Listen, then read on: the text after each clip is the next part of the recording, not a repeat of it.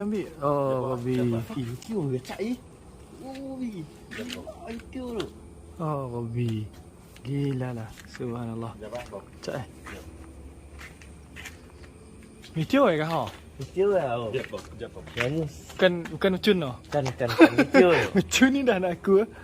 अस्सलाम वालेकुम दोस्तों, अभी जो आपने वीडियो देखा ये मलेशिया से प्रकाशित किया गया है और वीडियो में कहा गया है कि चीनी मिसाइल के मलबे गिरने के दस्तावेज हैं और आगे ये भी अपडेट किया गया है कि कुछ दिनों में इसको कई देशों में देखा गया है और दुनिया के कई देशों को अभी चिंता भी हो रही है इसके गिरने को। इसके साथ हम आपको बता दें कि इंटरनेशनल एटोनॉमी सेंटर ने संकेत दिया है कि इसकी जो गिरने की तारीख है मतलब कल शाम 5:47 पर GMT टाइम होगा, मतलब 5 घंटे आगे या 5 घंटे पीछे हो सकती है। इसकी लंबाई बताई गई है 33 मीटर, व्यास 5 मीटर, इसका वजन 21 टन बताया गया है और 28,000 किलोमीटर प्रति घंटा की औसतन के हिसाब से ये पृथ्वी के चारों ओर घूम रहा है। दोस्तों अगली अपडेट, सऊदी के हज उम्रा मंत्रालय की तरफ से कहा गया है कि अभी उम्रा परमिट की तारीख और समय में कोई भी बदलाव करना संभव नहीं है। इसके साथ अभी उम्रा तीर्थयात्रियों की जो संख्या है उस पर कोई भी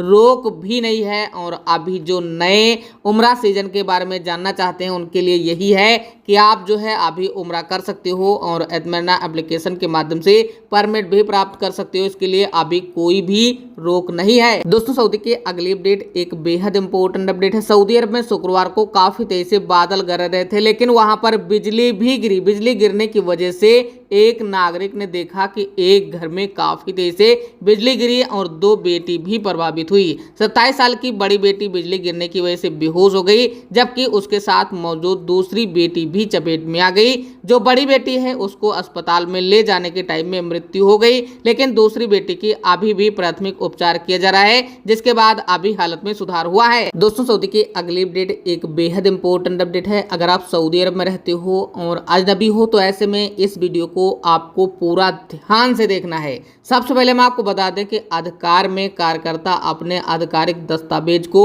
बनाए रखना, मतलब जो भी दस्तावेज की जानकारी है उसको बनाए रखना आपके लिए बेहद जरूरी है। जैसे कि हस्ताक्षर करने से पहले आपको अनुबंध के बारे में पढ़ना चाहिए और उसकी एक फोटोकॉपी भी आपके पास रहना चाहिए। कार्यकर्ता की सहमति के बिना दस्तावेज में हस्ताक्षर करने से इनकार करना, मतलब जब तक कि आप सहमति ना हो तब तक आप इनकार कर सकते हो।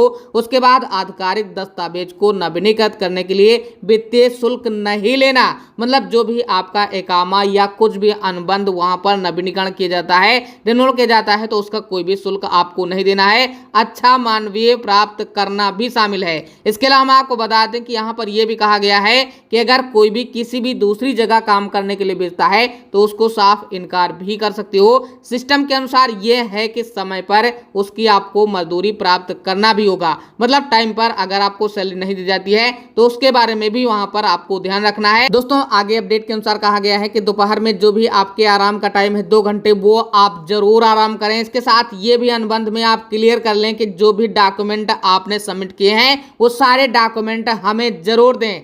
अगर आपका टिकट आपका कपिल करवाता है तो उसका भी आप एक फोटोकॉपी जरूर रखें। अंतिम निकास सेवा का हस्तांतरण ये भी आप अपने पास रखें। इसके साथ आप कुछ सावधानी भी रखें जैसे कि बिना धूप के यानी धूप में काम नहीं करना।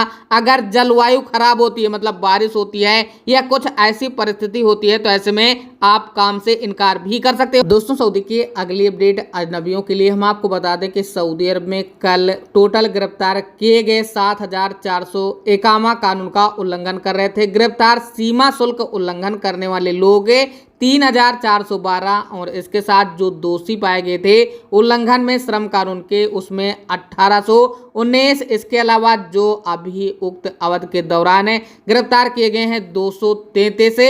हम आपको बता दें कि ये लोग अवैध रूप से देश में सीमा पार करने की कोशिश कर रहे थे। इसमें 40% यमन के थे, 49% इथोपिया, 11% अन्य दूसरे देश के भी शामिल थे। दोस्तों सऊदी की अगली अपडेट एक बेहद इंपॉर्टेंट अपडेट है। ये अपडेट सऊदी के रियाद नगर पालिका की तरफ से अगर आप होम डिलीवरी का काम करते हो तो ऐसे में लाइसेंस प्राप्त करने को लेकर अपडेट किया गया है। मतलब अगर अगर आप लाइसेंस प्राप्त करते हो तो आपको कुछ जानकारी होना चाहिए। जैसे कि सबसे पहली बात कि अगर आप लाइसेंस प्राप्त करने के लिए जाते हो तो वहां पर अगर आप कंपनी रखते हो तो आपके अनुरोध को आपको प्रस्तुत करना होगा सक्षम सचिवालय में, और जो भी वितरण के सहयोग हैं, मतलब जो भी आपके पास वाहन है उसके बारे में भी आपको स्पष्ट करना होगा कि हमारे इतने श्रमिक डिलीवरी का काम करते हैं, इसकी पूरी जानकारी आपको देना होगा। श्रमिक के बारे में भी पूरी जानकारी देना होगा। इसके साथ जो इम्पोर्टेंट जानकारी ये है कि एक लिखित प्रतीक्षा भी आपके लिए है, मतलब सऊदी अरब के किसी भी श्रमिक के घर में या किसी भी आदमी के घर में आप प्रवेश नहीं कर सकते हो